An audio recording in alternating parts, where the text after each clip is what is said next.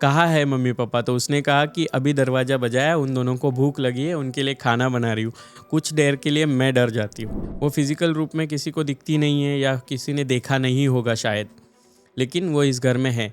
मतलब जब भी मम्मी होने का एहसास होता है, घर में पूरी तरह से मोगरे की सुगंध फैल जाती है। इतनी दुबली पतली लड़की है, लेकिन मेरे घर में बैठे हुए 8-10 लोग उसको संभाल नहीं पाते हैं। लेकिन हम 13 स्टेप्स में आगे चलते हैं, स्वर्ग की या नर्क की तरफ।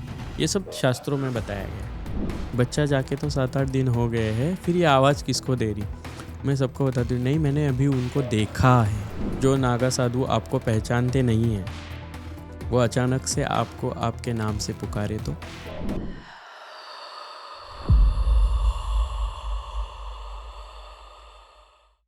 दोस्तों, आज हमारे साथ एक खास मेहमान है, डॉक्टर शिवलक्ष्मी आई साहेब, जो इंटरनेशनल किन्नर अखाड़े की महामंडलेश्वर है और ये सीधा महाकुंभ से हमारे साथ बातचीत करने आए हैं। इन्होंने आज तक 52 अवार्ड जीते हैं। इसमें से नेपाल गवर्नमेंट की ओर से तंत्र, स्पिरिचुअलिटी और सोशल वर्क के लिए इन्हें डॉक्टरेट पदवी से नवाजा गया है। शिवलक्ष्मी जी, मैं आपका स्वागत करती हूँ स्कैरी पंपकिन के इस हॉरर पॉडकास्ट में। जय श्री महाकाल, ओम नमो नारायण। बहुत बहुत शुक्रिया स्कैरी पंपकिन ने आज मुझे यहाँ बुलाया, और मैं बहुत ही अपने आप को भाग्यशाली समझती हूँ कि मैं अघोरियों के बीच में रही हूँ और प्रयागराज महाकुंभ में 40 दिनों तक रहने के बाद आज मैं स्कैरी पंपकिन के पॉडकास्ट की वजह से लोगों में अपने अनुभव शेयर कर पाऊँगी। हम भी बहुत भाग्यशाली है, आप यहाँ तक आई है सीधा महाकुंभ से हमारे पॉडकास्ट में। तो मैं चाहूँगी आपका कुछ अनुभव बताइए। आपने इतना सारा तंत्र का अभ्यास किया है, काफ़ी जगह आप घूमी हो, तो आपने ज़रूर कुछ एक्सपीरियंस तो किया होगा। देखिए, एक्सपीरियंसेस जो होते हैं किसी के लिए अनुभव होता है जी, किसी के लिए वो पैरानॉर्मल एक्टिविटीज़ होती है और किसी के लिए वो चमत्कार होते हैं। अगर हम देखें तो हमारी ज़िंदगी में हर पल एक डरावना होता है। आप देखिए कि कभी आप घर में अकेले हो और आपको अगर कुछ चीज़ गिरे भी तो हम डर जाते हैं, और वो हमारा स्कैरी मोमेंट होता है ना। तो उसी तरह ज़िंदगी में बहुत सारी ऐसी चीज़ें होती है जो हमारे साथ अनुभव एक ज़िंदगी से जुड़ जाता है कि वो हमारे लिए बाद में पता चलता है कि वो कुछ डरावना था। इसी तरह से डरावने अनुभव मेरे घर से शुरू हुए। सबसे पहले तो मैं जहाँ नासिक ज़िला है, जो मेरा गांव है, वहाँ पे मनमाड़ करके एक शहर है जो बहुत बड़ा जंक्शन है और रेलवे वर्कर्स के लिए बहुत फेमस है। वही स्टेशन के बाजू में मेरा घर है, जो आजकल लोग उसे भूत बंगला कहते हैं। हमारा घर एक्चुअली घर ऐसा होता है कि जहाँ पे हम लोग सबसे ज़्यादा सिक्योर फील करते हैं। हमारे घर में हम लोग डरते नहीं हैं और घर में हमें सबसे ज़्यादा अच्छा सुकून मिलता है। लेकिन हमारे घर में 15 साल पहले मेरे मम्मी पापा गुजरे। मेरे मम्मी गुजरने के 10वें दिन मेरे पापा जी एक इंसिडेंट में उनकी भी डेथ हो गई, और मम्मी पापा 10 ही दिनों में मैंने खोए। उसके बाद में मुझे ऐसा लगा कि ज़िंदगी में एक अकेलापन था। लेकिन जब अकेला होता है इंसान, तो इंसान एक तो भगवान की तरफ आकर्षित होता है। उसी वक्त घर में 1 साल के बाद भाई की शादी हुई, और उसी घर में बहुत बड़ा घर था। उसी घर में मेरी जो छोटी भाभी है, वो जब प्रेग्नेंट हुई थी तब एक इंसिडेंट हुआ था, और वो इंसिडेंट मैं कभी नहीं भूल सकती, क्योंकि वो मैंने अपनी आँखों से कुछ चीज़ें देखी है। हम जिसे कहते हैं कि हम फिज़िकल फॉर्म में अगर किसी चीज़ को देखते हैं या अनुभव करते हैं तो हमारे जहन से नहीं जाता है। राइट।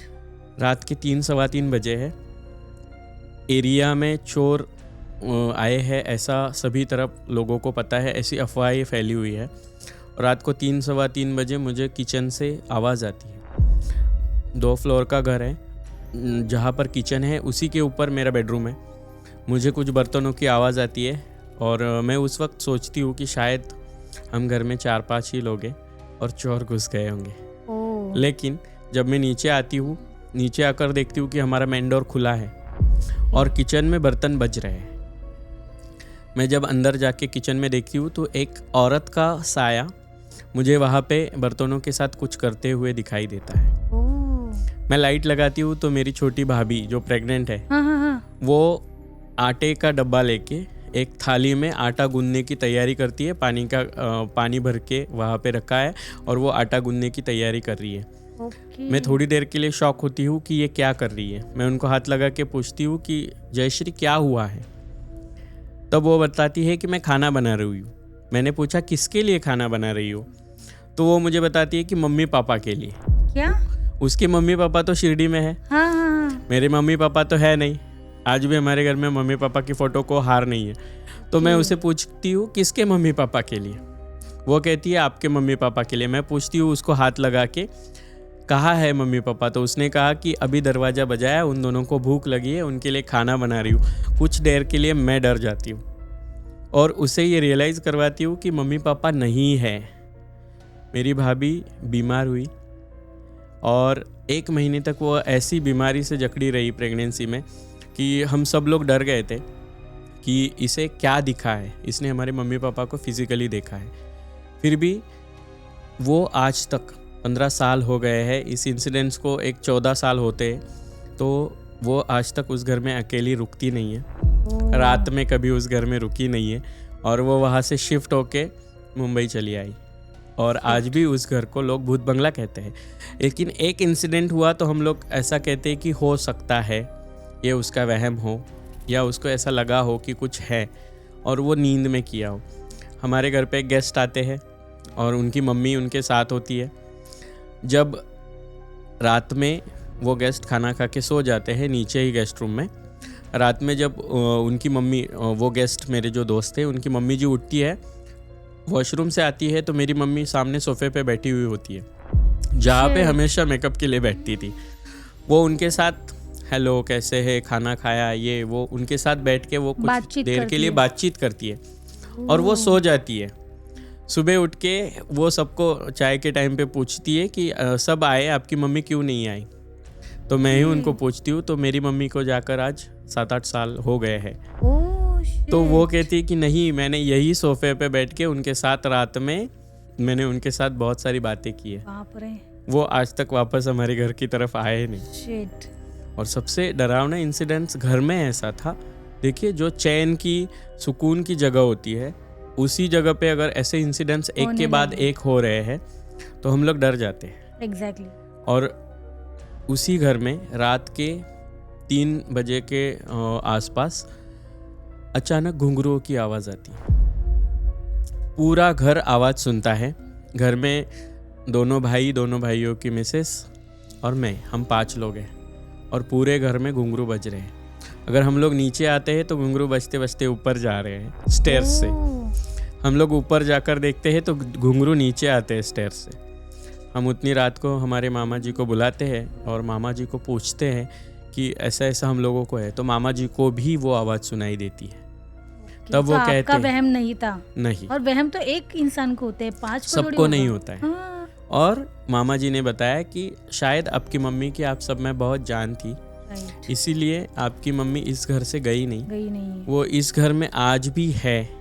वो फिजिकल रूप में किसी को दिखती नहीं है या किसी ने देखा नहीं होगा शायद, लेकिन वो इस घर में है।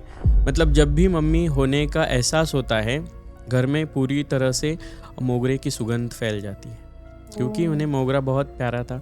वो हमेशा मोगरे के गजरे लगाती थी और वो सुगंध आती है। उनकी जो पैरों में पायल होती थी उसमें बहुत सारे घुंघरू लगे हुए होते थे और मैं आज भी अपनी मम्मी के पैरों की घुंघरुओं की आवाज़ याद है, मुझे पहचान सकती हूँ। वो उन्हीं की पैरों की आवाज़ थी। मतलब मैं अभी बात करते वक्त भी मुझे उस इंसिडेंट्स के बारे में एक के बाद एक हो रहा है।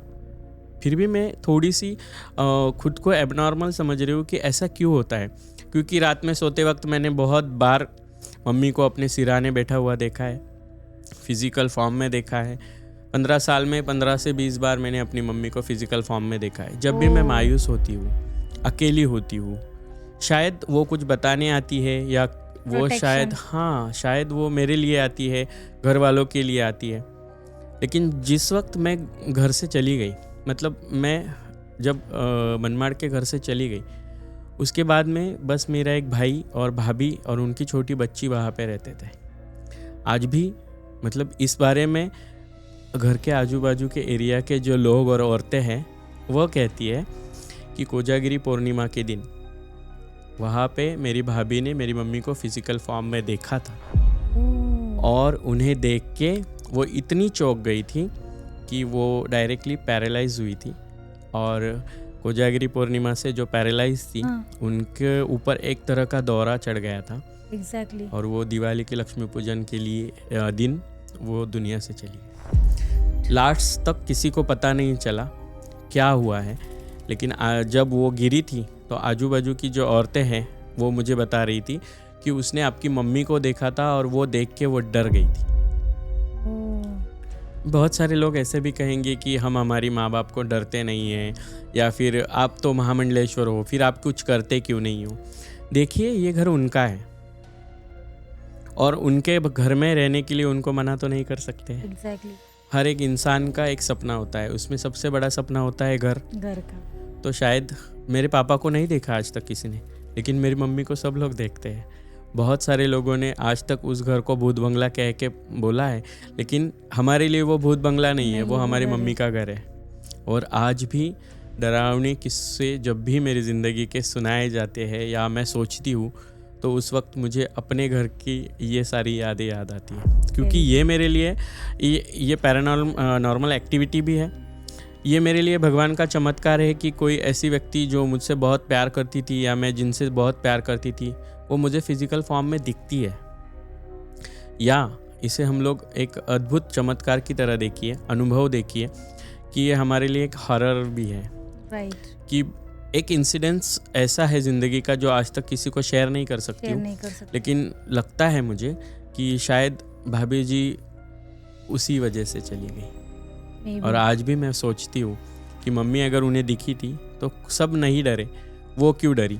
क्योंकि वो हमेशा, वो मुंबई की थी और वो हमेशा कहती थी भूत वगैरह होते नहीं, जो मर गया वो वापस नहीं आता है, एक बार फोटो में लटक गया वो नीचे नहीं आता है। लेकिन देखिए, आज उसी घर में उनकी फ़ोटो लगी है और आज भी मुझे उनकी फ़ोटो की तरफ देख के ये बात याद आती है कि मुझे पता चलना चाहिए कि क्या हुआ है।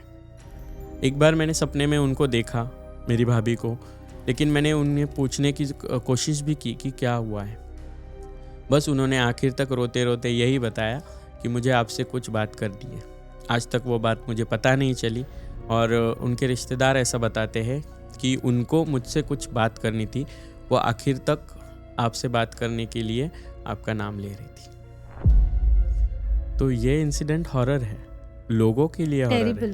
हाँ, और मेरे लिए ये थोड़ा सा चमत्कारिक है कि बहुत सारी चीज़ें हैं हमारी ज़िंदगी की, वो इस तरह से होती है। हमारे सबसे सिक्योर प्लेसेस में हमारा घर होता है और हमारे घर में अगर ऐसे इंसिडेंट होते हैं, लोगों के लिए वो भूत बंगला या कोई डरावनी हवेली होगी, लेकिन मेरे लिए आज भी मेरी माँ का घर है। यहाँ से ऐसी वाली हॉरेबल स्टोरी शुरू किया नहीं होगा शायद अपनी डेथ को। वो डेथ होने का रीज़न भी कुछ ऐसा था कि मेरी मम्मी उम्र के 39 में एक्सपायर्ड हुई। बहुत कम उम्र। हाँ, और उनको मतलब तब छोटी उम्र में शादियाँ होती थी और छोटी उम्र में ही हम चारों बच्चे हो गए। और उसके बाद में उन्होंने बहुत सारा, मतलब कहते हैं ना, मेहनत बहुत की। एक छोटे से झोपड़े से इतने बड़े बंगले तक पहुंचना ये बहुत बड़ी बात थी। और उन्होंने आखिर तक मेरे पापा को कहा था कि मैं मरूंगी तो मैं तुझे यहाँ पे अकेला नहीं छोड़ूंगी, तुझे साथ लेके जाऊंगी। सेम कंडीशन, 10वें के दिन खाना खाते खाते, उनके 10वें का, मेरी मम्मी के 10वीं का खाना खाते खाते मेरे पापा एक जगह गए और उस इंसिडेंट में मेरे पापा नहीं रहे। तो सोचिए, ये कुछ अलग तरह से हुआ है। तो ये भी लोगों को हॉरिबल लगता है कि ऐसा कैसे हो सकता है। लेकिन उन्होंने कहा था, अगर मैं पूनम हूँ तो तू अमावस है, अगर मैं अमावस हूँ तो तू पूनम है। और लोग बहुत तरह से देखते हैं कि ऐसा कभी होता नहीं है। समझिए, उनको अटैक आया पापा को, या फिर कुछ चीज़ ऐसी हुई कि उन्होंने धक्का लिया या उनके दिमाग पे असर हुआ, तो मौत होना मतलब हम किसी जाने वाले इंसान की याद में हम लोग गए। लेकिन ऐसा इंसिडेंट हुआ कि किसी को कल्पना भी नहीं थी कि अपनी पत्नी के 10वें दिन वो चले कुछ हो जाएगा। आज भी मैं सोचती हूँ कि वो दोनों 10 दिन में चले गए और आज भी उस घर की तरफ जब भी लोग देखते हैं तो लोगों का देखने का नज़रिया अलग है और मेरा देखने का नज़रिया अलग है। चीज़ें ऐसी हुई है ना। हाँ, तो ये घर में हुआ है। उसके बाद बहुत सारी ऐसी यादें घर से जुड़ी हुई होती है कि हम लोग बहुत बार घर में ये सब फील करते हैं। छोटी सी आवाज़ आना, घुंघरू बजना, या ये सब चीज़ें हमारे लिए पैरानॉर्मल एक्टिविटीज़ हो जाती है। तो मुझे लगता है कि स्कैरी पम्पकिन की बदौलत मैं अपने घर की ये सारी चीज़ें लोगों को बता सकती हूँ। ये मेरे साथ रियल में हुआ है। मुझे पता नहीं कितने लोग मानते हैं, नहीं मानते, लेकिन ये हुआ है। देखिए, अभी हमारे चैनल पे भी बहुत सारी ऐसी हम लोग ने स्टोरीज बनाई है एनिमेशन फॉर्म में, जिसमें होता है कि अचानक जो मौत हो जाती है ना, तो लोग एक्सेप्ट नहीं करते, मतलब मरने वाला तो वो तो इंसान नहीं होते, पर वो एक्सेप्ट नहीं करते कि मैं मर गया हूँ। हाँ। तो एक ऐसी हमारी स्टोरी है पोस्टमार्टम, उसमें वो जो मारुति राव होता है वो पोस्टमार्टम रूम में पोस्टमार्टम करने का ही काम करता है। और एक दिन ऐसा होता है कि पोस्टमार्टम करते करते उसको अटैक आ जाता है, वो मरा हुआ है, फिर भी उसकी स्टोरी ऐसे कि वो दूसरे दिन उठ घर पे जाता है, रात को सोता है, दूसरे दिन उठ के काम पे आता है। मतलब वो फंस जाते, वो एक्सेप्ट ही नहीं कर पाते कि ऐसे कुछ हो गया है।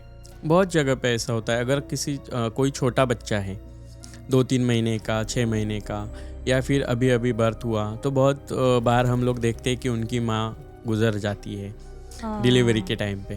तो बहुत बार लोगों ने ये फील किया है। मैंने भी ये बहुत सारी चीज़ें देखी है कि जब कोई, देखिए, स्पिरिचुअलिटी और ये इन सब शास्त्रों से जुड़ी होने की वजह से हज़ारों लोग कॉल करते हैं, हमारे साथ ऐसा हुआ है, हमारे साथ वैसा हुआ है, अचानक हमारे घर में एक के बाद एक मौतें हो रही है।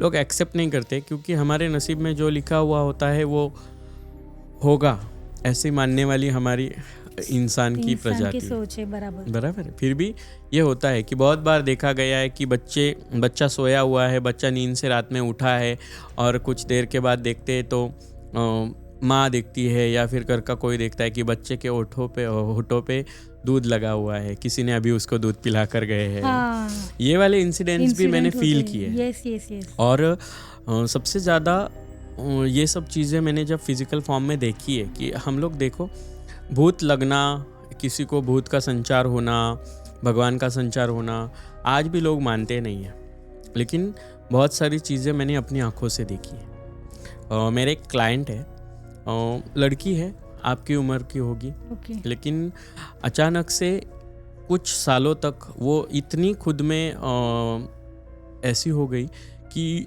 अपने आप उसकी तबीयत, वो मेरी तरह मोटी है, लेकिन अचानक से वो 5-6 सालों में एकदम दुबली पतली हो गई। उसकी आंखें अंदर चली गई, यहाँ पे पूरे ब्लैक स्पॉट्स, उसकी आंखें अंदर है, और वो कभी कभी रात में अचानक से उठती है, कुछ भी बोलती है। उसकी फैमिली ने मुझे अप्रोच किया और वो मेरे पास आए। अच्छी फैमिली है, फैमिली में किसी चीज़ की कमी नहीं है। जब वो मेरे सामने मेरे घर में आके बैठते हैं, मैं कुछ मंत्रों का उच्चारण करती हूँ, तो अचानक उस लड़की में एक औरत का संचार होता है। इतनी दुबली पतली लड़की है, लेकिन मेरे घर में बैठे हुए 8-10 लोग उसको संभाल नहीं पाते हैं, क्योंकि उसके अंदर वो अलग ताकत है। हाँ, वो 8-10 लोगों को हाथ मारकर भी नीचे गिरा देती है। मतलब घर में जो लोग हैं, किसी को यहाँ हाथों पे चोट आई है, किसी को, उसके नाखून छोटे छोटे थे, लेकिन फिर भी कईयों के नोचने की वजह से कईयों की बॉडी पे उसका ये हुआ। एक लात ऐसी मारती है, मेरी एक फ्रेंड है सुमेधा, पूना में रहती है, कि उसको ऐसी लात पड़ती है कि आज तक वो दर्द हो रही है। वो कहती है कि मैंने इतनी लातें खाई है, इतने घूसे देखे हैं, लेकिन आज तक एक छोटी सी लात या छोटा सा हाथ मुझे लगा है तो वो आज तक दर्द करता है। जब भी वो दर्द करता है तो मुझे वो इंसिडेंट याद आता है। ये वाली चीज़ें भी होती है। ये वो अपने आप में एक अलग व्यक्ति का देखते, मतलब उसको लगता है कि मेरे अंदर कोई अलग व्यक्ति है। अभी लोग कहेंगे आप हॉरर स्टोरीज़ बताते हैं स्कैरी पम्पकिन में, लेकिन उसी हॉरर स्टोरीज़ के पीछे कई राज भी छुपे हुए होते हैं। ऑब्वियसली ऐसा ही राज ऐसे कोई स्टोरी नहीं बनाता है।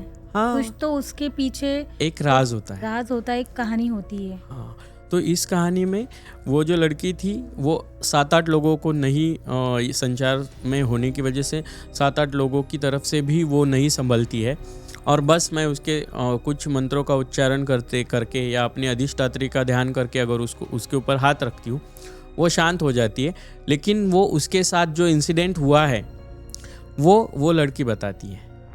मतलब वो जो लड़की उसके अंदर संचार कर रही है वो उसके साथ हुआ इंसिडेंट बताती है। ओके, उसके अंदर जो आत्मा थी। हाँ, और आज भी लोग आत्मा वगैरह को मेंटली डिसऑर्डर के केसेस मानते हैं, लेकिन एक बात याद रखिए, साइंस अगर सनातन पे चलता है ना, जी। तो सनातन को मानने वाले भगवान को मानते ही है, क्योंकि साइंस सनातन से आया है। और सनातन ऐसी एक धर्म परंपरा है कि जिसमें होना ना होना इससे ज़्यादा उस चीज़ के पीछे छुपे हुए राज लोगों को पता होने चाहिए। राइट। तो हर एक हॉरर स्टोरी के पीछे एक राज होता है। जैसे घर में मम्मी का ये सब होगा, मेरी मम्मी की बहुत आशा थी कि मेरे बच्चों की शादी हो, मेरे बच्चे कुछ बने, मेरे बच्चे कुछ बनने के बाद में अपने नाती पोती सबको खिलाऊं। ये सब उनको और उनकी जीना था, बहुत कुछ देखना था। ये उनकी आशाएं थी। तो हमारी जो आशा होती है ना, वो हमारे आत्मा को पीछे छोड़ जाती है। देखिए, आत्मा जब हमारी मृत्यु होती है तो मृत्यु स्वर्ग या नरक में जाने की प्रोसेस किसी को पता नहीं है, लेकिन हम 13 स्टेप्स में आगे चलते हैं स्वर्ग की या नरक की तरफ। ये सब शास्त्रों में बताया गया है। हम सबसे पहले जब हम जान छोड़ते हैं, मतलब हमारी आत्मा जब बाहर निकलती है, तो हमारी आत्मा हमारे शरीर के आसपास ही घूमती रहती है। देखिए, आपके शरीर में जितने भी होल्स होते हैं, हमारे नाक, कान, मुंह, सभी जगह पे रुई डाली जाती है। वो क्यों डाली जाती है? क्योंकि वो आत्मा अपने शरीर में वापस आने के लिए तड़पती है और वो वापस उस शरीर को ना धारण करे। इसीलिए हमारे परंपरागत जो भी शास्त्रों में इस चीज़ को बताया गया है कि उनके नाक, कान, आँखों में सभी जगह पे हम लोग रुई डालते हैं, ताकि वो आत्मा उस शरीर में फिर से प्रवेश ना करे। वो आत्मा बैठी रहती है जब तक घर वाले रोते हैं, वो रोना दिखती है। हमको स्मशान तक लेके जाते हैं हम उस प्रेत को, तो भी वो आत्मा साथ में होती है। वो 13 दिनों तक हमारे घर के आसपास घूमती है या हमारे घर में रहती है। इसका अनुभव मैंने खुद किया है। मेरा एक भांजा है जिसे हम दादू कहते थे। वो अचानक से मतलब उनको पता नहीं क्या होता है, वो अचानक से बुखार आता है और वो अपना शरीर त्याग देते हैं मेरे सामने। मैं वहाँ पे हॉस्पिटल में मौजूद होती हूँ।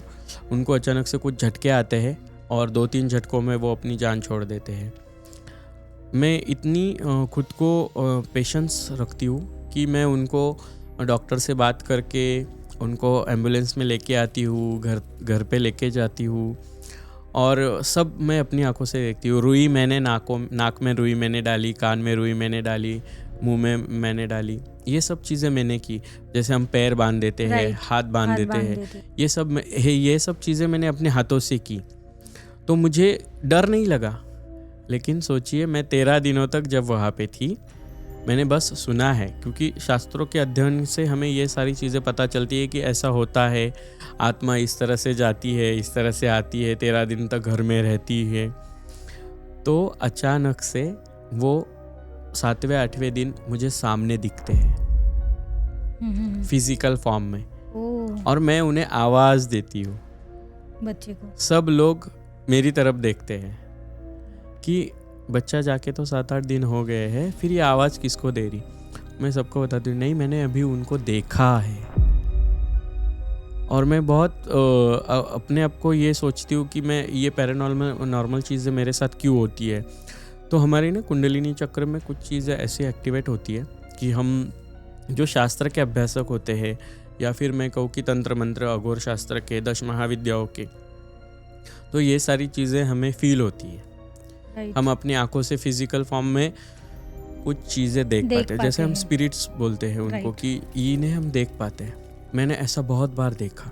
ये सारी चीज़ें मैंने अनुभव की, और ये अनुभव बाद में जब लोगों को बताती हूँ कि ऐसा हुआ है, लोग डर जाते हैं। लेकिन मैं अपने आप में सोचती हूँ कि ठीक है, ये मेरे साथ हुआ है, इसका मतलब भगवान ने कुछ ऐसा आशीर्वाद दिया होगा कि मैं ये सब चीज़ें देख पाती। इस तरह से ये सब लोग कम्युनिकेट भी करते हैं ना, जो हाँ, बहुत आत्माएं है, वो कम्युनिकेट करना चाहते, वो मीडियम माध्यम ढूंढ रहे थे। तो शायद आप, हाँ, वो माध्यम देखिए, हो। ज़िंदगी में हम लोग जब भी आते हैं तो हर एक इंसान को एक काम सौंपा जाता है यस, और वो काम उसको बस ईमानदारी से करना होता है। मुझे लगता है मैं अपने काम के प्रति बहुत ईमानदार हूँ कि मैं जो भी होता है वो बता देती हूँ। ऐसा ही मेरी एक फ्रेंड है लक्ष्मी, जो यही पास में, मुंबई के पास में रहती है। कुछ दिन पहले वो मिलती है और मुझसे बात करती है कि मुझे पति तंग करते हैं, ये करते हैं, वो करते हैं। और मैं उसे कहती हूँ कि होली तक तू सारे टेंशन से मुक्त हो जाएगी। होली के दिन सुबह उसका फ़ोन आता है मुझे 7:30 बजे कि मेरे हस्बैंड ऑफ हो गए। शिट। और मैं, वो बोलती है, मतलब पहली पत्नी में ऐसी देखती हूँ कि जो मुझे खुद फ़ोन करके बताती है हॉस्पिटल में उसके पति अचानक से हुताशनी पूर्णिमा, जिसे हम होली की पूर्णिमा कहते हैं, कि पहले रात को उसे एडमिट किया जाता है और दूसरे दिन सुबह पत्नी मुझे फ़ोन करके बताती है कि मैं छूट गई, शिट। मैं अभी रिलैक्स हो गई, मैं अभी ज़िंदगी जी सकती हूँ। हमारा जो इल्यूजन पावर भी होते हैं, बहुत सारी ऐसी घटनाएं होती है कि हम अगर बार बार सोचें ना तो वो घटना हमारे सामने आती है। राइट, हमारा सिक्स सेंस भी ये सब चीज़ें अनुभव करता है। अनुभव करता है, हम लोगों को कुछ होने वाला है तो पहले ही आंखों के सामने वो सब दिखता है, दिखने लगता है। वो सारी पूरा सीन हमारे आंखों के सामने क्रिएट होता है। इस तरह से ये सारी चीज़ें धीरे धीरे हमारी ज़िंदगी में पैरानॉर्मल, पढ़े लिखे लोग इसे पैरानॉर्मल कहते हैं, शास्त्रों का अध्ययन करने वाले लोग इसे उनका शास्त्र का ज्ञान की, जिसकी वजह से उनकी, ऐसा बोलते कि ज्ञान की तीसरी आँख जो देख सकती है। तो शायद भगवान ने, बाबा महाकाल ने इतनी शक्ति दी है कि ये सब चीज़ें मैं अनुभव कर पाती हूँ, फिजिकल फॉर्म में देख पाती हूँ। मुझे लगता है कि हर किसी को वो इंट्यूशंस, वो जो संदेश होता है ना, वो मिलते हैं, पर हर कोई देख नहीं पाता है। जो अपने आप को स्पिरिचुअली वो लेवल पे लेके जाता है, जो हम लोग अभी आपने जैसे कहा कि तीसरी आँख, वो एक अलग स्पिरिचुअल लेवल का, वो वहाँ पे हम लोग मेडिटेशन जाके वहाँ पे जो तीसरी आँख खोलते हैं, जो आँखों से नहीं दिखता है, वो अंतरात्मा से दिखता है। राइट। तो वो हर किसी को संदेश मिलते हैं, पर सब लोग वो नोटिफिकेशन मतलब देख नहीं पाते, नोटिस नहीं करते, मुझे ऐसे लगता है। हाँ, तो आपको वो एक अनोखी शक्ति मिली है जिसे आप मैं- फिजिकली भी देख पाते हो। हाँ, मैं अनोखी शक्ति से ज़्यादा मैं इसे भगवान का आशीर्वाद मानती हूँ, क्योंकि कभी आपने नागा साधुओं के बारे में सुना है? हाँ, सुना है। अघोरी साधुओं को देखा है? देखा नहीं, पर सुना है। बस सुना है। मैं अभी जब कुंभ में थी, हज़ारों नागा साधुओं के साथ स्नान के लिए गई हूँ, ओ, हज़ारों नागा साधुओं के बीच में बैठी हूँ। अगर जो नागा साधु आपको पहचानते नहीं हैं, वो अचानक से आपको आपके नाम से पुकारे तो? ऐसा इंसिडेंट मेरे साथ हुआ है ओके। अभी, मतलब ये 15-20 दिनों से पहले की बात है कि स्नान होता है, मौनी अमावस्या का स्नान होता है। राइट। मौनी अमावस्या के स्नान के दिन आपको पता है भगदड़ मची थी। जी जी जी, सभी ने सभी अखाड़ों ने स्नान करने से मना कर दिया था, क्योंकि जो लोग भगदड़ में मर चुके थे उन लोगों की श्रद्धांजलि के लिए। अगर वो भगदड़ मची है, मुझे पता नहीं है, सभी नागा साधु मुझे पहचानते नहीं, या फिर मुझे तो नागा साधु हमें जनरल लोगों को नहीं पहचानते। अगर मैं महामंडलेश्वर हूँ, मैं अर्जुन रथ पे बैठी हुई हूँ, मेरे साथ हमारे एक महंत है और कुछ किन्नर मेरे साथ बैठे हुए हैं, और एक नागा साधु उल्टे आ रहे हैं, हमें जाना सीधी तरफ है, वो उल्टे आ रहे हैं और वो मुझे आवाज़ देते हैं, लक्ष्मी जी। मैं उन्हें देखती हूँ, नागा साधु मुझे आवाज़ दे रहे हैं, तो मुझे लगता है कि अचानक से इन्हें पता होगा, या फिर इन्होंने मुझे देखा होगा, या फिर मेरी गुरु का भी नाम वही है, तो मुझे लगा कि शायद ये समझ रहे हैं मैं वो हो सकती हूँ, और इन्होंने मुझे आवाज़ दी है। तो मैं उनसे कहती हूँ, हर हर महादेव कहिए। तो वो कहते हैं कि आप रथ से उतरकर अपने गुरु के पास जाइए, आगे भगदड़ मची है, आज स्नान नहीं होंगे, अगर अपनी जान प्यारी है तो आप अपने गुरु के पास जाइए। और वो चले जाते हैं। मैं कुछ देर के लिए वहीं पे बैठी हुई थी, क्योंकि यहाँ पे तो कुछ ऐसा दिख नहीं रहा है भगदड़ वाला। भगदड़ तो कहीं मची हुई समझ में नहीं आ रही। सब लोग शांति से है, अपना अपना दोनों तरफ से चल रहे हैं, रथों में हम सब लोग बैठे हुए हैं। तो फिर ये नागा साधु मुझे ऐसा बता के जाते हैं, वो भी मेरा नाम लेके। और अचानक से हमारे अखाड़े के संस्थापक संरक्षक दुर्गादास जी आते हैं और वो भी मुझे इसी तरफ से आवाज़ देते हैं, लक्ष्मी जी। और मैं उनको देखती हूँ, हाँ दुर्गादास जी क्या हुआ है? तो वह कहते हैं कि आगे शायद भगदड़ मचने की वजह से अखाड़ों ने स्नान करने से मना कर दिया है, आप नीचे उतरिए और जूना अखाड़ा के पंडाल में जाइए। मैं कुछ देर के लिए स्तब्ध हो जाती हूँ जी। कि अभी तक नागा साधु रोड पर नहीं है। वो नागा साधु कौन थे, कहाँ से आए? फिर भी मैं नीचे उतरती हूँ अर्जुन रथ से। जूना अखाड़ा वहाँ से 100 मीटर्स पे होगा गेट, और मैं नीचे उतरती हूँ, लेकिन बहुत भीड़ है, मैं कैसे जाऊँ? तो 2 नागा साधु हर हर महादेव करते हुए मेरे रथ के पास आते हैं और मैं उनके पीछे उतर जाती हूँ। अच्छा। और मैं उनके पीछे उतर के, वो हर हर महादेव कर रहे हैं, मैं मेरे साथ में हमारे रथ पे बैठी हुई एक महंत और उनके शिष्य और 1-2 किन्नर, हम उनके पीछे पीछे जाते हैं। वो जूना अखाड़ा के गेट तक जाते हैं, लेकिन वो नागा साधु जूना अखाड़ा की है या नहीं पता नहीं, लेकिन वो गेट तक ले जाते हैं। हम गेट की तरफ मुड़ते हैं और पीछे मुड़ के देखते हैं तो नागा साधु नहीं है।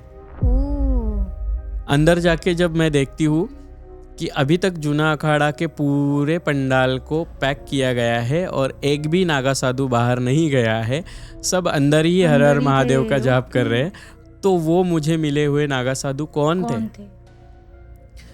ये इंसिडेंस मेरे लिए इतना भयानक था कि मैं वो सोच के भी मुझे लगता है कि ये गूज़बम्स है कि खड़े हो गए। हाँ, कि वो कैसे, मतलब ये किस्सा मैंने 3-4 बार सुना है, लेकिन 3-4 बार वो मुझे फील हुआ है कि वो नागा साधु शायद बाबा महाकाल तो नहीं थे जो मुझे अपने गुरु के पास छोड़ने आए थे, प्रोटेक्ट करने आए थे आपको वहाँ तक पहुँचाने के लिए। हाँ, तो ये भी मैंने फील किया है। कुंभ में ये सब चीज़ें जो है लोगों ने अनुभव की है।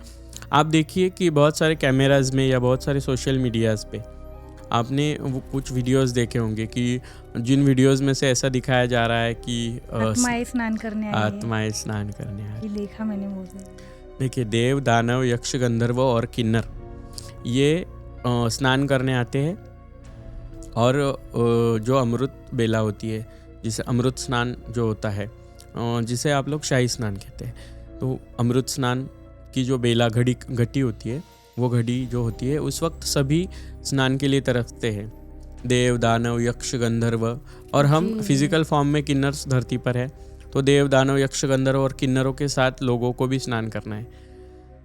उसी के साथ जो सुर, असुर, आत्माएं ये भी स्नान कर रहे हैं। इस तरह से कुछ वीडियोस भी वायरल हुई। जी। और मुझे लगता है कि ये सच है कि सच में कुछ आत्माएं ऐसी भी है कि जिन्हें इन घड़ी का फ़ायदा उठाना है, उनको आना है। और मैं उन अघोरी साधुओं से मिलना, उन्होंने मुझे कुछ बताना, नाम लेकर पुकारना, ये पहला इंसिडेंस नहीं है मेरी लाइफ का। ऐसे बहुत सारे अनुभव आपने किए। बहुत सारे। मैं, अगर आपके घर में बच्चा होने वाला है, आपको 4 महीने पहले पता चलेगा कि लड़का ही होगा, इसी दिन होगा, इसी टाइम पे होगा? ऑब्वियसली नहीं। ऑब्वियसली हाँ। आपको महसूस हुआ है वो? महसूस नहीं, ये मेरे साथ हुआ है। अनुभव किया आपने? अनुभव। मैं बाबा काशी विश्वनाथ जब भी बुलाते हैं, मैं साल में 50 बार बाबा जी बुलाते हैं, मैं 50 बार काशी जाती हूँ। मुझे ज़िंदगी का जो आखिरी सच है मणिकर्णिका घाट पे दिखाया जाता है, वो देखना बहुत अच्छा लगता है। मैं मणिकर्णिका घाट हो, केदार घाट हो, हरिश्चंद्र घाट हो, यहाँ पे घूमती रहती हूँ। गंगा जी के धारा को देखते हुए, बहुत सारी चीज़ें वहाँ पे जलने वाली चिताओं को देख के, वहाँ ध्यान करके हम लोग आते हैं हरिश्चंद्र घाट पे। हरिश्चंद्र घाट यानी राजा हरिश्चंद्र जी वहाँ पे डोम का काम करते थे, है ना? तो वो वहाँ पे उन्होंने एक शिवलिंग की स्थापना की थी। उसी शिवलिंग के सामने एक कुंड है। ओके। वो अघोर साधना और तंत्र साधना का कुंड है, जहाँ पे बहुत सारे अघोरी, तांत्रिक या जो भी दशविद्या साधक है, वो वहाँ आकर अपनी ध्यान साधना उस कुंड के पास बैठकर करते हैं। उसी कुंड से थोड़ा आगे चल के कुछ स्टेयर्स है, मैं थक जाती हूँ, स्टेयर्स पे बैठती हूँ, दूर से एक अघोरी साधु मुझे ही देखते हैं। आपने अघोरी साधुओं का लुक, मुझे पता नहीं, आपने उन्हें अभी तक सामने से नहीं देखा है, लेकिन उनकी आंखें मुझे देखती है और मैं भी उनको देखती हूँ। आई कांटेक्ट होता है और वो मुझे बुलाते हैं। वो इशारा करके मुझे बुलाते हैं, मैं जाती हूँ। मुझे लगता है ये बड़ी सौभाग्य की बात है कि मुझे आज इन्होंने बुलाया। yes. मैं जाकर उन्हें प्रणाम करती हूँ, हर हर महादेव करती हूँ और मैं उनके पैर छूती हूँ। तो वो कहते हैं कि तू बहुत बड़ी बनेगी। तो मैं उनको कहती हूँ कि मुझे बड़ा नहीं बनना है, बस मुझे समाधानी बनना है। right. तो वो कहते हैं कि सामने शिवलिंग दिख रहा है। मैं कहती हूँ हाँ, वहाँ जाके तुझे 108 बार ओम नमः शिवाय का जाप करना है। मैं कहती हूँ ठीक है। अभी ऐसा समझो महाकाल की आज्ञा है, right. किसी अघोरी ने मुझे ये बताया और मैं करती हूँ। मैं स्टेयर्स चढ़ के ऊपर जाती हूँ, वहाँ बैठने से पहले मैं मुड़ के देखती हूँ, वो अघोरी साधु वहाँ नहीं थे। मैं वहाँ पे बैठती हूँ, मेरी आंखें भर आती है। मैं जब आंखें बंद करके ओम नमः शिवाय कहती हूँ तो वो साधु मुझे उस शिवलिंग में दिखते हैं। तो ऐसा बोल सकते हैं साक्षात्कार हो गया था आपको। हाँ, उसी तरह का एक साधु अचानक से मणिकर्णिका घाट पे मिलते हैं, जो अघोरी है, जो नागा है। और वो वहाँ पे मुझे, अभी नागाओं में भी बहुत सारे टाइप्स होते हैं, उसमें से कुछ भी होते हैं हाँ ना, तो उसमें से एक अघोरी मुझे वहाँ पे मिलते हैं और वो मेरे साथ संजय जी थे और वो हमें बुलाते हैं और वो हमें कहते हैं कि घर में बच्चा आने की आशंका है। तो हम कहते हैं हाँ। वो कहते हैं 9 जून को दोपहर को 12 बजे आपके घर में लड़का होगा, उसका नाम रुद्र रखना। और कविता जो है संजय की छोटी भाभी, 8वां महीना चल रहा है, 8वां महीना आज लगा है। 8वें महीने में डिलीवरी जनरली नहीं होती है, राइट। लेकिन फिर भी 9 जून को सुबह 6 बजे फ़ोन आता है और हमें बताया जाता है कि उसको पेन हो रहा है, हॉस्पिटल लेके के। करेक्ट 12 बजे डिलीवरी होती है और लड़का ही होता है। आज उसका नाम रुद्र रखा है। ये भी हुआ है। उसी रुद्र के पापा, आपको अगर मैं बोलूँ कि आप यहाँ से जाओगे या मैं जाऊँगी, एक्सीडेंट होगा, तो हम लोग कहेंगे कुछ भी फेंकते हैं, राइट ना। लेकिन 1.5-2 महीना पहले घर के किसी व्यक्ति का एक्सीडेंट होने वाला है, कहाँ होने वाला है, क्यों होने वाला है, और उस एक्सीडेंट्स में वो एक्सीडेंट में बचेगा कि नहीं बचेगा, ये भी हमें वही काशी में एक दिन घाट पे एक साधु बाबा बताते हैं। हम काशी थे, काशी में ऐसे ही घूम रहे हैं। मुझे काशी में घूमना पसंद है और मैं काशी में सारे घाटों पे घूमती रहती हूँ। एक अघोरी बाबा जी दिखते हैं और वो मतलब वो खड़े हैं, मैं चल रही हूँ, वो सामने ही खड़े रहते हैं। तो मैं उन्हें देख के कहती हूँ बाबा थोड़ा, तो वो बोलते तेरे घर में तेजस है? तो मैं उन्हें कहती हूँ हाँ है। तो वो मुझे बताते हैं कि उसे ससुराल मत भेजना। मैं कहती हूँ क्यों बाबा? तो वो मुझे बताते हैं कि वो ससुराल जाएगा और उसका एक्सीडेंट होगा। उस एक्सीडेंट में तुझे मौत की खबर आएगी, लेकिन अगर तू वहाँ पे जाएगी तो वो बच जाएगा और वो उसकी ज़िंदगी का ऐसा एक्सीडेंट होगा कि वो सुधर जाएगा। तेजस जो था थोड़ा दोस्तों में, मतलब हम लोग कहते मटर गश्ती करने वाला लड़का, थोड़ा सा बच्चों में होने की वजह, लड़कों में घूमने की वजह से थोड़ा ड्रिंक वगैरह ये सब चीज़ें, शादी हुई है, अभी बच्चा हुआ है रुद्र, तो उसने सुधरना चाहिए, ऐसा हम सभी लोगों को लगता था। और अचानक से वो ससुराल जाते हैं पति पत्नी, राइट, थोड़ा सा झगड़ा करके जाते हैं और हमें कुछ दिनों में अचानक से फ़ोन आता है शाम को 7 बजे। ना गाड़ी से ठोका गया है, ना ब्रेकर पे गाड़ी अटकी है, ऐसा कोई भी आजू बाजू जगह नहीं है कि उसकी वजह से उसका एक्सीडेंट होना चाहिए। लेकिन वो जो स्पॉट है, वीटा करके शहर है हमारे यहाँ, गोल्डन सिटी वीटा, जो हमारे सांगली के पास है। ओके। हाँ, वहाँ पे एक नेवड़ी नाका करके है, मतलब बहुत सारे लोग इस पे कमेंट भी करेंगे। आज तक वहाँ पे किसी गाड़ी ने नहीं ठोका, कोई भी वजह नहीं है, लेकिन फिर भी वहाँ पे जिसका एक्सीडेंट होता है वो आज तक बचा नहीं है। Oh shit. लेकिन तेजस का एक्सीडेंट होता है, हमें फ़ोन आता है, उसकी दिमाग की कुछ नसें फट गई है यहाँ उसकी हम जिसे कहते हैं कौटी, उसमें उसको फ्रैक्चर्स हुए हैं। ओह, दोनों कानों से नाक से खून बह रहा मेरा है। है। हमें फ़ोन आता है कि शायद वो नहीं रहेगा सुबह तक, आपको आना है, उसको लेकर जाना है।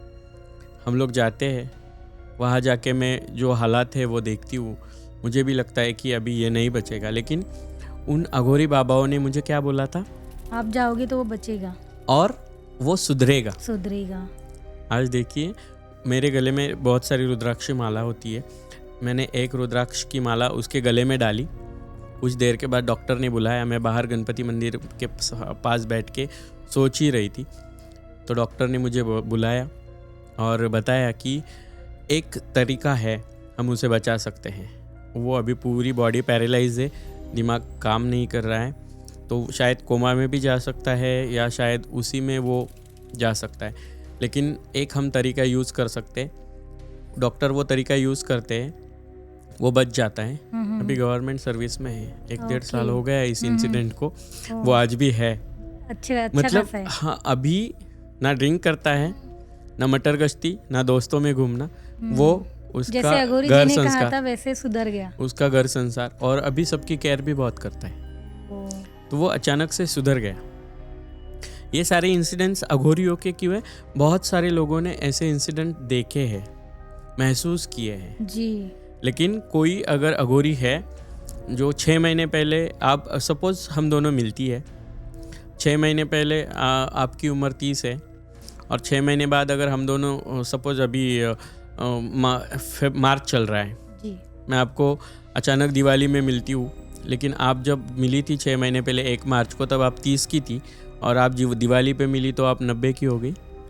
ओह, ऐसा नहीं हो सकता ना? नहीं हो सकता। ऐसा हुआ है कैसे, किसके साथ बताइए? मेरे थोड़ा। साथ। अच्छा। मैं अपनी मम्मी पापा, मैंने बोला कि अपनी मम्मी पापा की डेथ के बाद मैं अकेली हो गई थी। जी जी जी। अकेला इंसान भगवान की तरफ अट्रैक्ट होता है या कुछ Right. सीखने की तरफ मुड़ता है, ओह, और इसी तरह से मैं बहुत मायूस थी।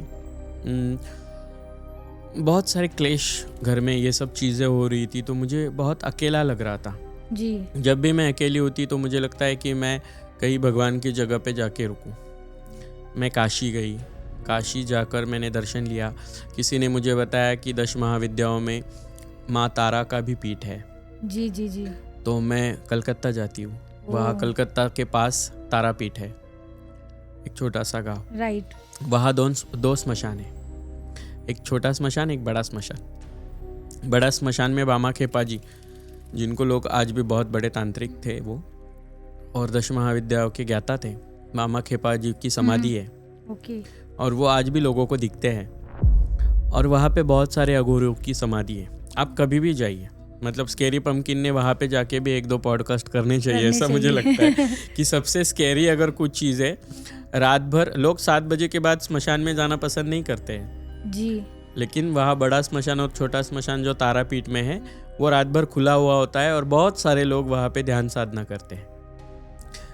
मैं अकेलापन महसूस कर रही थी, तारापीठ में माँ तारा का दर्शन लिया, बाहर आके स्टेयर्स पे बैठ गई। एक 30 साल की उम्र का एक साधु होगा जो काले कपड़ों में मेरे पास आकर बैठता है। वो बैठा है और मुझे लगता है कि कोई, मुझे तो अभी अकेला है तो मुझे कुछ ऐसा रैंडम कोई लगता आके बैठ गया आपके बाजू लगता में। है। जी। तो मैं भी उनकी तरफ मुड़ के उनको हर हर महादेव करती हूँ। हमेशा जनरली देखिए कि मैं जय श्री महाकाल बोलती हूँ, या हम किसी को नमस्ते प्रणाम कहते हैं। नमस्ते प्रणाम कहते हैं। जब भी मेरे साथ ऐसे इंसिडेंट हुए हैं, मैं जिनसे मिली हूँ अपने आप में हर हर महादेव को कह जाती हूँ। ओह, मैं उनको हर हर महादेव कहती हूँ, वो बोलते आपको हैं, आभास हो जाता है वो कहते हैं जय माँ तारा, कि और वो मुझे कहते हैं कि तू अकेली है।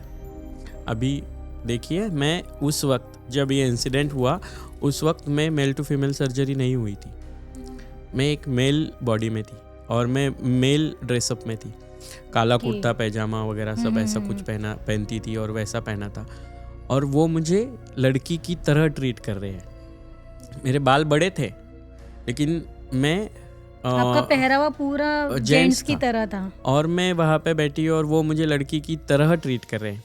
ओके। कि तो उनको ऑलरेडी आभास हो गया था कि हाँ, शायद मुझे ऐसा लगता है कि उन्होंने कहा कि तू अकेली पड़ गई है, तुझे लगता है कि अभी तू ज़िंदगी से हार गई है, लेकिन तुझे हारना नहीं है, क्योंकि तुझे बहुत बड़ा बनना है। मैंने कहा कि हाँ, मुझे ऐसा लगता है कि मेरे मम्मी पापा चले गए, अब पढ़ाई लिखाई हो गई, लेकिन मुझे अभी कुछ बनने की चाहत नहीं रही। बोले तुझे तो बहुत बड़े पद पे जाके बैठना है, मैं तुझे एक साधना देता हूँ, तू करेगी? मैंने कहा हाँ, मैं करूँगी। उन्होंने मुझे 1.25 महीने की साधना दी और मुझे लगा कि किसी ने मुझे बोला है, मुझे करना चाहिए, और इन्होंने इतनी अच्छी तरह से मुझे अगर समझाया है तो मुझे शायद करना चाहिए। वो बहुत देर तक मेरे साथ बात किया, बहुत सारी चीज़ें बताई, ज़िंदगी में कुछ होने वाला है नहीं है, लेकिन उन्होंने बताया कि तू जा और साधना कर, मैं तुझे फिर से यही मिलूँगा। ओके। मैं आती हूँ, साधना करती हूँ, 5.25 महीने हो जाते हैं, ऊपर 8-10 दिन होते हैं, मेरे पास पैसे ही नहीं होते हैं जाने के लिए।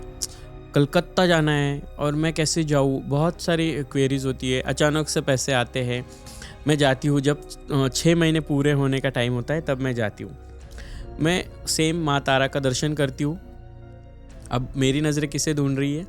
वो अघोरी बाबा को, जो 30 साल के हैं, शायद 30 साल की उम्र होगी उनकी, तो मैं उन्हें ढूंढ रही हूँ।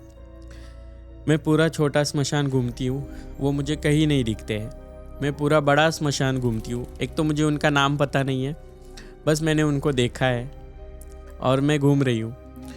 बहुत रात हो जाती है, मैं 12-12:15 बजे के बीच में बामा खेपा जी की जो समाधि है उसके सामने कुछ स्टेयर्स है, जहाँ पे माँ तारा जी का ये बड़ा स्मशान है, वहाँ पे जो लोग गए होंगे उनको पता है। बामा खेपा जी के सामने कुछ स्टेयर्स है, वहाँ पे लोग रात को बैठ के बामा खेपा जी की समाधि की तरफ देख के अपनी इच्छाएं बोलते हैं। मैं भी वहाँ बैठ गई। मैंने फिर से काला कुर्ता पजामा पहना है, एक ब्लैक कलर की ओढ़नी मेरे कंधे पर है, मेरे बाल खुले हुए हैं और मैं समाधि की तरफ बस सोच रही हूँ कि वो मुझे क्यों नहीं मिले। उन्होंने मुझे कहा था मिलूँगा मैं, शायद मैं लेट हो गई, 5.25 महीने से ज़्यादा ऊपर दिन हो गए हैं, मुझे लेट हुआ है। अचानक मेरे कंधे पे एक हाथ आता है, लिटरली शॉक हो जाते हो। मैं पीछे मुड़ के देखती हूँ, एक बूढ़े, शायद 90 उम्र होगी उनकी, बहुत बूढ़े, बहुत वाइट दाढ़ी, मतलब बाल थोड़े कम, और पूरे काले कपड़े पहने हुए हैं, गले में बहुत सारी मालाएं, और हाथों से पता चल रहा है कि वो बहुत बूढ़े हैं, 90-100 साल के, कोई बुजुर्ग है। मैं उनको देखती हूँ, थोड़ा डर जाती हूँ, और कुछ क्षणों के लिए मेरा डर कम नहीं हो रहा है, और मैं बामा खेपा जी की समाधि की तरफ देखती हूँ। मैंने तो उनको देखा नहीं, लेकिन मुझे लगता है कि ये वो तो नहीं आ गए, क्योंकि लोगों ने वहाँ पे बताया है, आज भी जाके आप पूछिए, बामा खेपा जी आज भी लोगों को दिखते हैं, उनसे बात करते हैं। तो आपको लगा वो शायद हैं है। ये बाबा जी मुझे कहते हैं तूने मुझे पहचाना नहीं। मैं कहती हूँ नहीं, मैं तो तुझे जानता हूँ, तूने ही मुझे नहीं पहचाना, ढूंढ के हो गया। मैंने कहा हाँ, तेरी साधना पूरी हो गई। Again I was shocked. मेरी साधना के बारे में इनको कैसे पता है? और वो कहते हैं कि वो मैं ही था। किसी को भी पूछ लेना, बड़े अघोरी बाबा, वो उनका नाम बताते हैं, और वो मेरे गुरु है सभी शास्त्रों के। वो मतलब अब कुछ चीज़ें ऐसी होती है ज़िंदगी में जो कभी बताते नहीं, यहाँ पे सब फील होता है, यहाँ पे हम लोग वो फील कर पाते हैं। और वो बड़े अघोरी बाबा जी जो मेरे सारे शास्त्रों के, मतलब जो भी है उसके गुरु थे। अभी मैं थे कह रही हूँ क्योंकि मैं आगे बताऊँगी। वो मुझे कहते हैं साधना पूरी हो गई। मैं कहती हूँ हाँ, आपको कैसे पता? वो कहते हैं वो मैं ही था। मैं कहती हूँ नहीं, उनकी उम्र शायद कम थी, वो 25-30 के होंगे। तो वो कहते हैं बेटा, विद्या के लिए उम्र नहीं होती है। मैंने कहा ना, मैं वो ही हूँ। तो मैं क्यूरियसली मैं उनको पूछती हूँ क्या साधना बताई थी आपने? हम न्यू जनरेशन है ना, हमें बिलीव नहीं करते, हम लोग बिलीव नहीं करते। तो मैंने उनसे पूछा, तो उन्होंने मेरी साधना वैसी के वैसी कही, हम लोग कहाँ मिले थे वो भी बताया, और उन्होंने कहा मेरा शिष्य है फिर भी मुझे नहीं पहचान सकी तू। देखिए, उन्होंने खुद मुझे अपना शिष्य एक्सेप्ट किया। यही बात होती है कि हमें गुरु मिलना, हमें गुरु ढूंढना नहीं पड़ता है, गुरु खुद हमें ढूंढते हैं। समझ में आया? तो वो मुझे ये सब इंसिडेंट बताते हैं। वो मेरी साधना के बारे में कहते हैं। मैं 9 महीने रही हूँ बड़े स्मशान में। आज भी बहुत सारे तारापीठ के लोग मुझे पहचानते हैं। मैं मेल टू फीमेल ट्रांसफॉर्मेशन के बाद भी तारापीठ गई हूँ। अभी कुछ दिनों पहले भी तारापीठ जाकर आई हूँ। वहाँ पे बहुत सारे लोग मुझे नाम से पहचानते हैं। लेकिन देखिए, मेरा तब का नाम अलग है और अब का नाम अलग है, फिर भी लोगों को पता है कि वो मैं हूँ। और बामा खेपा जी के सामने बड़े अघोरी बाबा जी की समाधि है। उनको गुजर कर 60 साल हुए हैं। उनकी समाधि के पास जाने से भी लोग डरते हैं। आज मेरी उम्र 32 प्लस 33 प्लस हो गई है। मैं कह रही हूँ कि बड़े अघोरी बाबा जी की समाधि को 60 साल हुए हैं। फिर भी मैं उनसे 2 बार फिजिकली मिली हूँ और 9 महीनों तक मैंने वहाँ पे उनके अंडर में तप साधना शास्त्र सीखा है। My God. तो ये जिंदगी का सबसे अलग अनुभव था कि मैं ये सब कर पाई हूँ। आज भी जब भी मुझे ऐसा लगता है कि मुझे जाना है, मिलना है, देखना है, तो वो फिजिकल फॉर्म में मेरे सामने होते हैं। जब भी आपका मन करता है उनसे मिलने का। हाँ, लेकिन बहुत मैं बहुत एक बोलते हैं ना, लास्ट स्टेज पे नाक में पानी चला जाता है और बस आंखें खुली होती है, तब उन आंखों को दिखते हैं वो बड़े अघोरी बाबा जी होते हैं।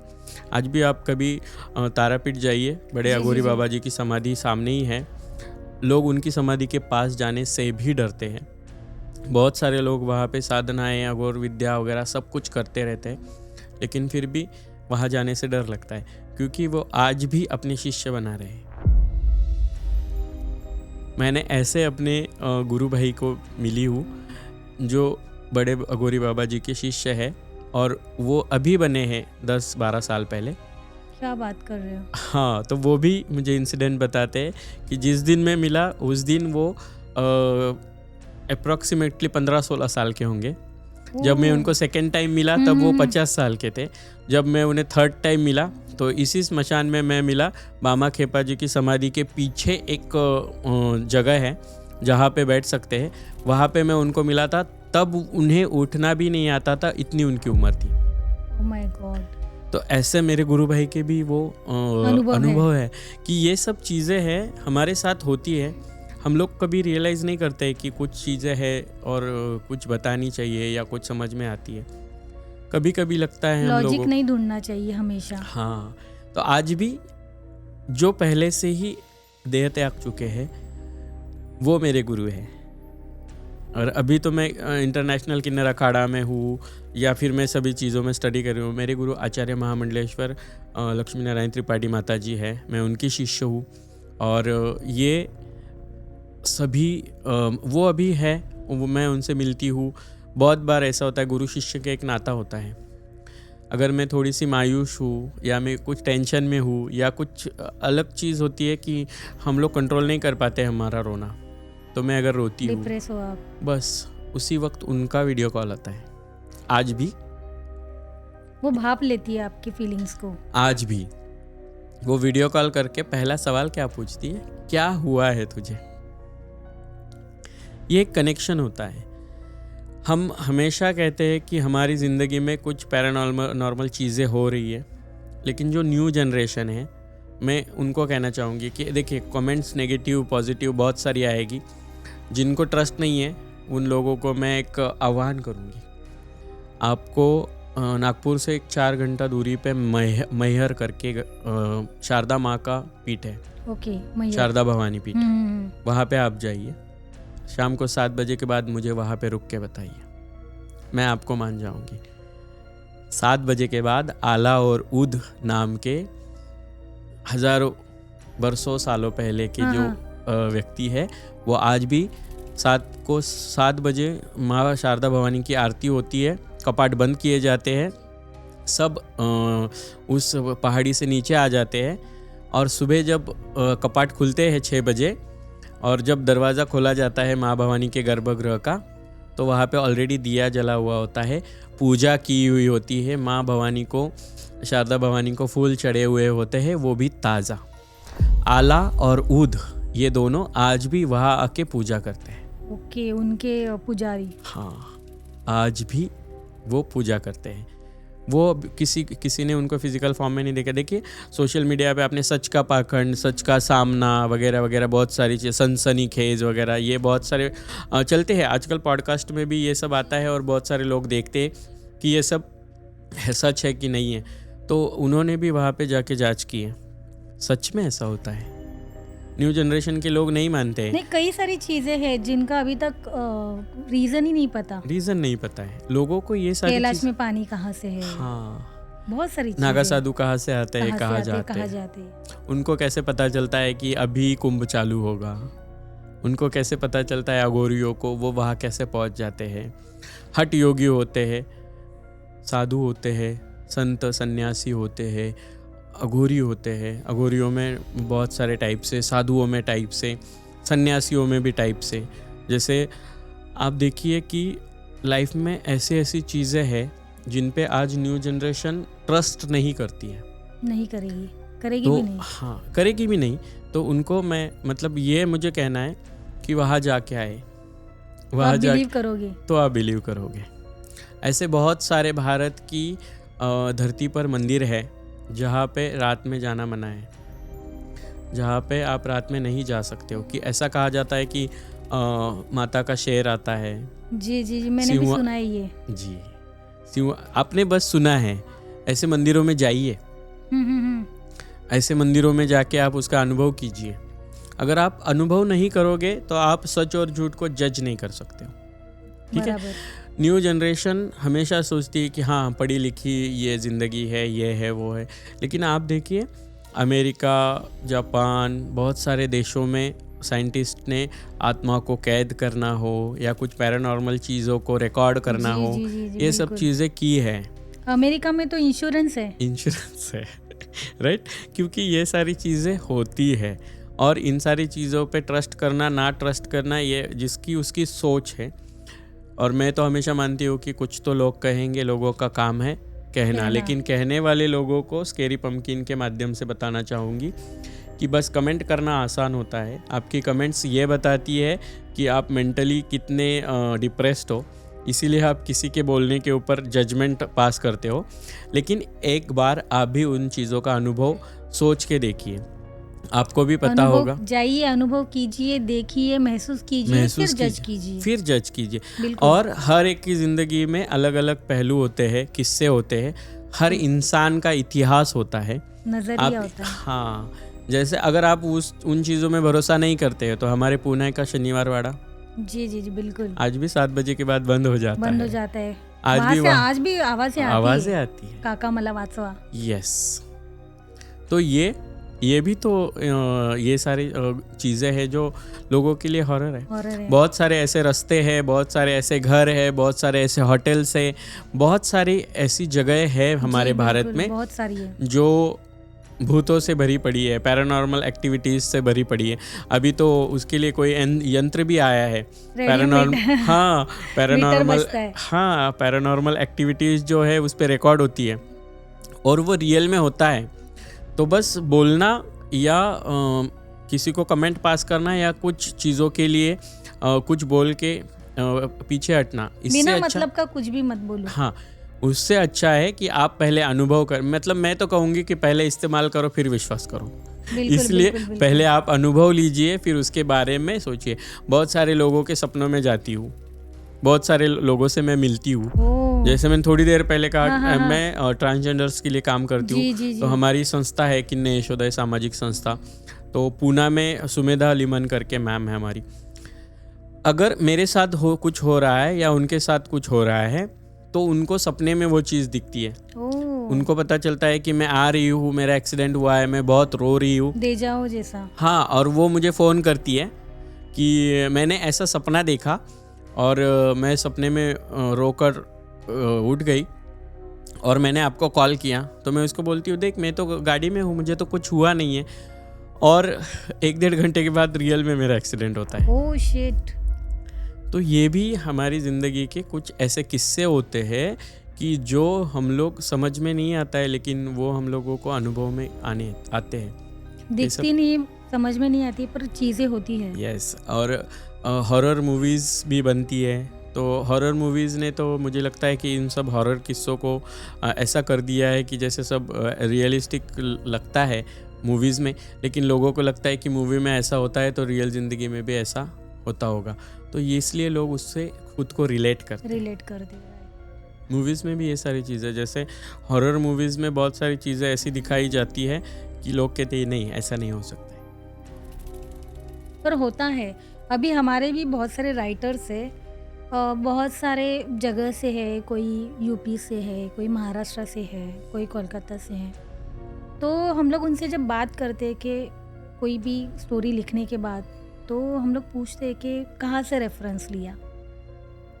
अगर किसी चीज़ पे हम लोग लिख रहे हैं, लोगों तक वो इन्फॉर्मेशन पहुँचा रहे स्टोरी के माध्यम, तो सच होना चाहिए ना। कुछ भी मिला जुला के मसाला लगा के ऐसे ही बता नहीं सकते। जैसे कर्ण पिशाचिनी साधना हो गई, यक्षिणी साधना हो गई, तो वो लोग भी बहुत सारे रिसर्च करते हैं और उनके खुद के भी बहुत सारे अनुभव होते हैं। उन्होंने सुना होता है दोस्तों से, गांव में, फैमिली से, या चलते किसी एक ने तो ऐसे कहा था कि हाईवे पे चाय पीने के लिए रुका था और 2 ट्रक ड्राइवर बात कर रहे थे कि एक को चकवा लगा था, मतलब छलावे में फंस गया था एक ड्राइवर, तो वो 4 घंटे तक वहीं पे घूम रहा था। तो ये अनुभव होता है, उसी अनुभव से वो स्टोरी लिखते हैं। हाँ, ये कहानियाँ उसी तरह से होती है जी। जैसे हमारी बात हो रही थी, मैंने आपको बताया कि मैं एक मूवी कर रही हूँ जो हॉरर है। जी, हाँ। जिसमें मैं लक्ष्मी अम्मा नाम का कैरेक्टर प्ले कर रही हूँ। जी। वो स्टोरी पहले हुई है, एक फार्म हाउस पे घटी हुई घटना है। ओ, मतलब रियल इंसिडेंट पे वो घटना है और वो हो रही है। और जब हम मूवी का शूट कर रहे थे ना, तो ये सारी चीज़ें हमने भी एक्सपीरियंस किए और इसका शूटिंग कोकन में हुआ है। Oh my God. बेसिकली मैं पहले पॉडकास्ट से बताते आई हूँ, मैं कोंकण से हूँ। तो कोंकण में 2 चीज़ बहुत फेमस है, एक तो भात और एक भूत। हाँ, और मैं ज़िंदगी में पहली बार कोकन में गई थी। अच्छा। मैं दुनिया की सारी चीज़ें मतलब मुझे जहाँ जाना है मैं वहाँ घूम के आई हूँ। भारत में बहुत घूमी हूँ, भारत के बाहर बहुत घूमी हूँ, लेकिन मेरा एक ही जगह रह गया था घूमना, वो कोंकण था। वो किस लिए कि हमेशा मेरे दिल में एक डर था, मतलब शायद वो डर पैदा हुआ था कि कोकण में भूत होते हैं। हाँ। मुंजा होता है, चकवा होता है, छलावा, बहुत सारी, हडड़, चेटकिन, डाका, चुड़ैल, ये सारी चीज़ें होती है। तो ये मैंने सुना था, लेकिन कभी ऐसा प्रसंग नहीं आया कि मुझे वहाँ जाना पड़े। लेकिन मूवी के शूट के वक्त भी मुझे वहाँ जाना पड़ा। तो एक जगह पे अकेली रात में शूटिंग होता था, समुद्र के किनारे पे होता था और वो सारे जो देवबाग में ओह माय गॉड, मालवन में गए थे आप? हाँ, मालवन में भी गई थी। वो वहाँ पे भी मैंने ये सारे इंसिडेंट्स फील किए। तो ये जब मूवीज़ में आता है तो ये कुछ रियल ऐसी घटनाएं होती है जिसके ऊपर वो बनाया जाता है। बहुत सारी मूवीज़ होती है कि जो काल्पनिक होती है जी। पहले ही बताया जाता है कि इनकी घटनाओं का काल्पनिक है और सत्य घटना से कोई नहीं, लेकिन बहुत सारी मूवीज़ है जिस पे लिखा होता है कि ये मूवी सत्य घटना पर। हाँ, तो ये बहुत सारी चीज़ें ऐसी है। उसी तरह से ये जो नई आने वाली हॉरर मूवी है जी। कि ये मूवी में मैं लक्ष्मी अम्मा का कैरेक्टर प्ले कर रही हूँ। मैं बेसिकली एक काम वाली हूँ, लेकिन मैं थोड़ी साउथ हूँ, मैं साउथ इंडियन टाइप, और मेरा नाम लक्ष्मी अम्मा है। मैं लोगों के घरों पे बर्तन मांजती हूँ, खाना बनाती हूँ। मैं बहुत ही खाना बनाने में एक्सपर्ट हूँ।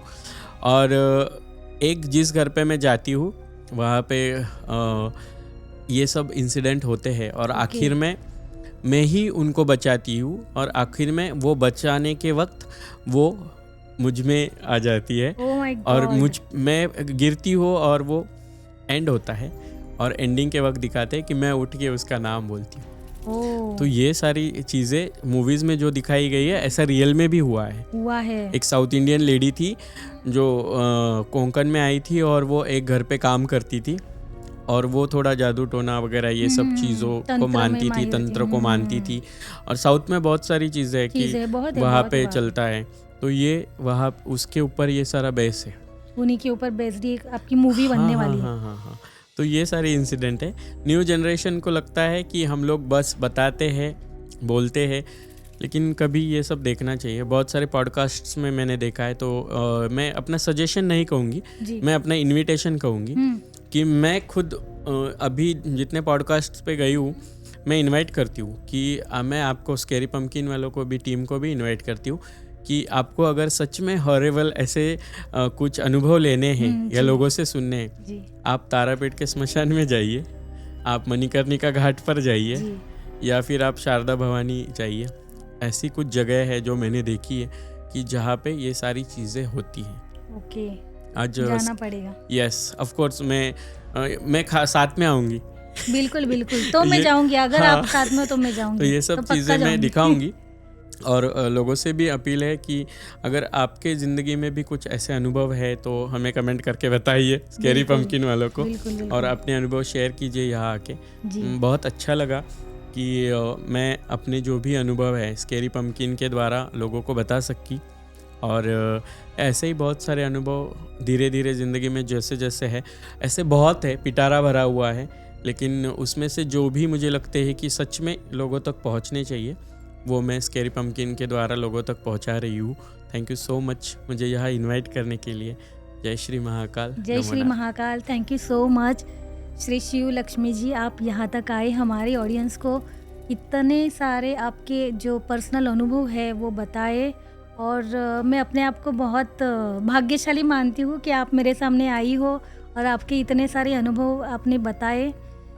और आपकी जो आने वाली अपकमिंग मूवी है उसके लिए मेरी तरफ से और मेरे स्कैरी पम्पकिन की सारी ऑडियंस और टीम की तरफ से आपको बहुत सारी बधाइयाँ। Thank you so much. Thank you.